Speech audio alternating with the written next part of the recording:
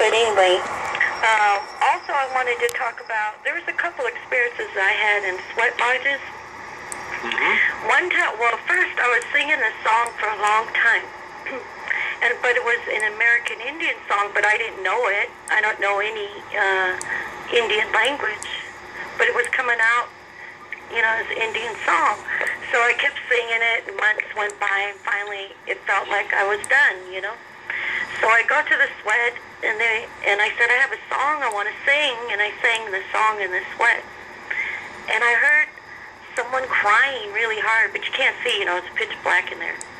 Well, it turned out to be the leader of the sweat. She was crying because she said that when she was a little girl, that song was sung to her by her aunt. Oh, wow. And I had no idea, where the song came from or why, but that was why. She said that her aunt had said if that song ever came back in a sweat, that it belonged to her. Wow. Isn't that beautiful? Yeah, that is a great story. And then one other story was at a sweat lodge. I had found this rock, and it looked ancient.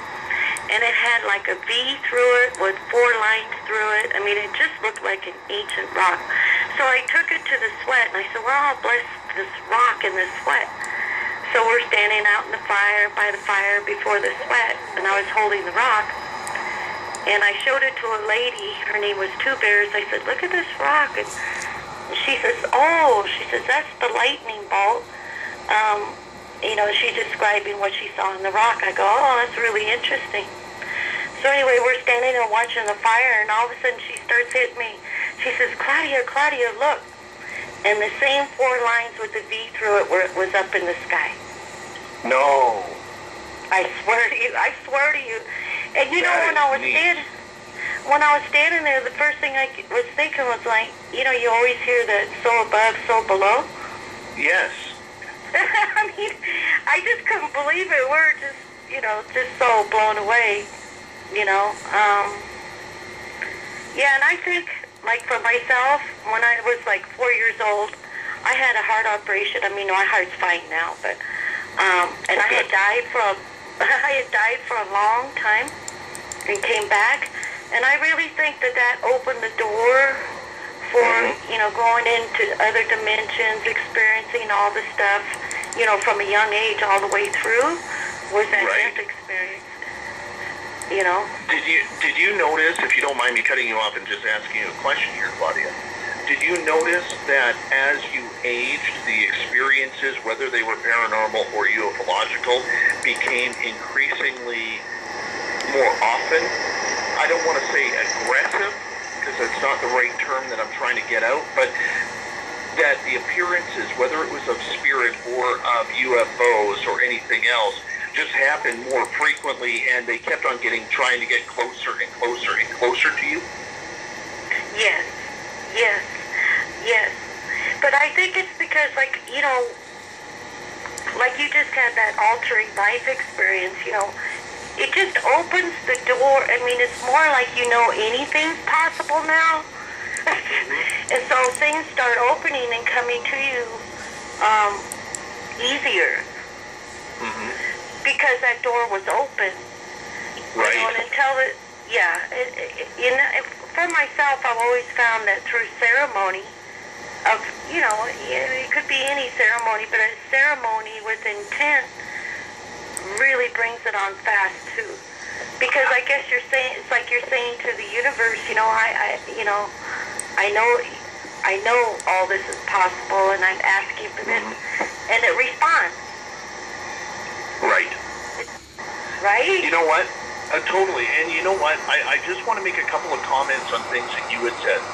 When you saw that light in the air that was almost luminescent, after I had seen the extraterrestrial in the forest, which really opened my eyes, a couple of months later, a few of us went back there and we were doing some very unscientific studies, just about trying to figure out the height of everything and where they were standing compared to where we were standing, and so on and so forth. When we came out of that forest, one of our friends looks up in the sky and he sees this orb, a translucent orb. And And we're immediately thinking, because you think human on these things. And we're immediately thinking, okay, that's a weather balloon. So he runs in and gets his binoculars, and we were able to zoom in on it pretty close, but there was no strings hanging down. It wasn't rotating or spinning. In fact, it wasn't even moving. And there was a breeze in the sky. And here's the funny part that kind of ties into what you went through that day. After watching it for about half an hour, looking from the property was west of where I lived. It was about an 8-minute drive from where my home was.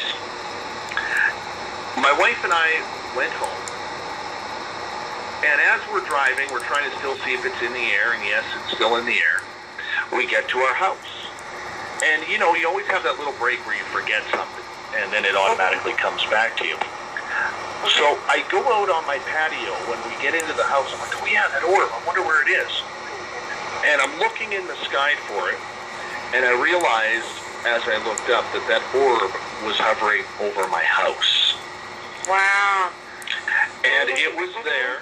It was there another 3 hours over my house before it started moving north and just disappeared.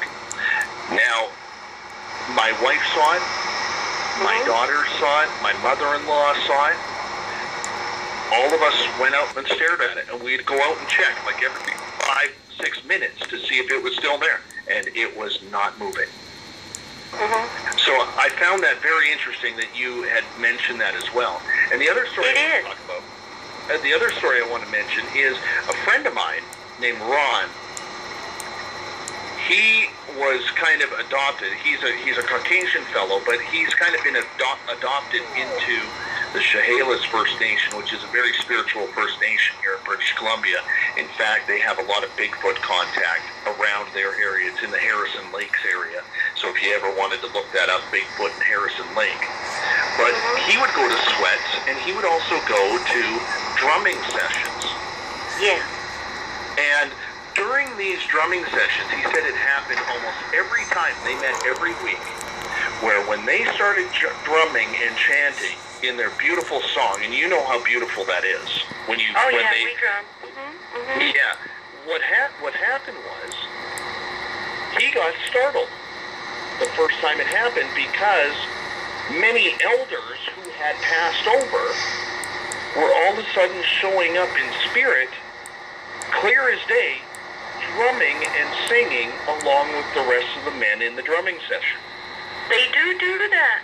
I had went to a peyote ceremony. It was a healing ceremony for someone.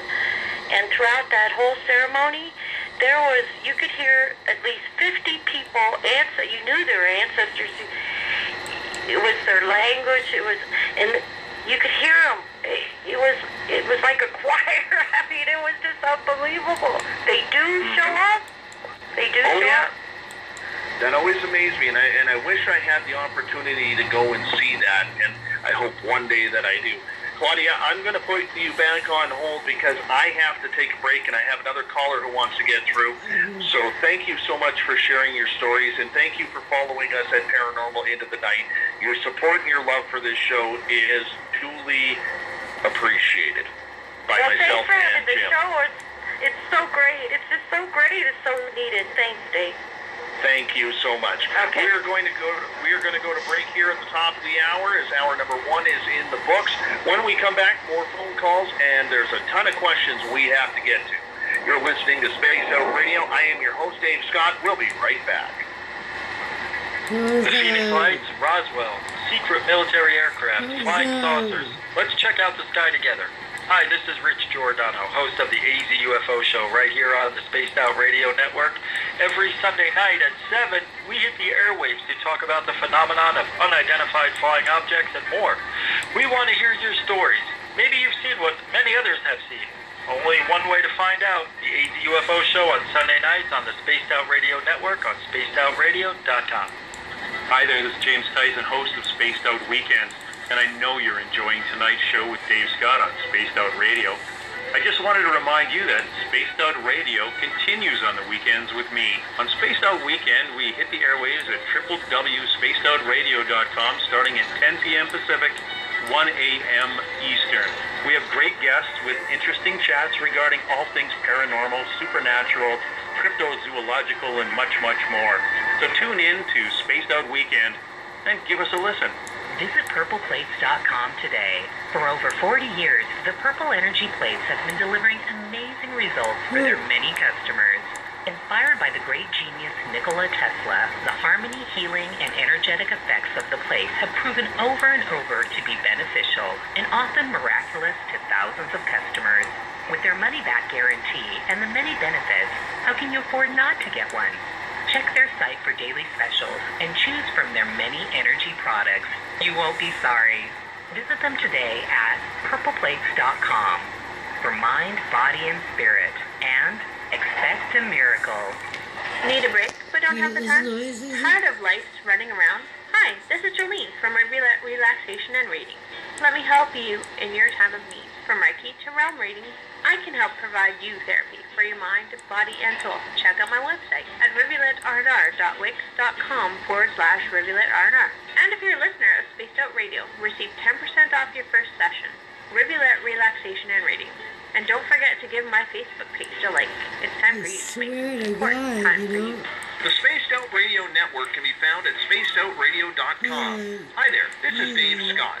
Here, you can join the latest on our weekly shows and news from around the world involving UFOs, cover-ups, cryptids, ghosts, and more.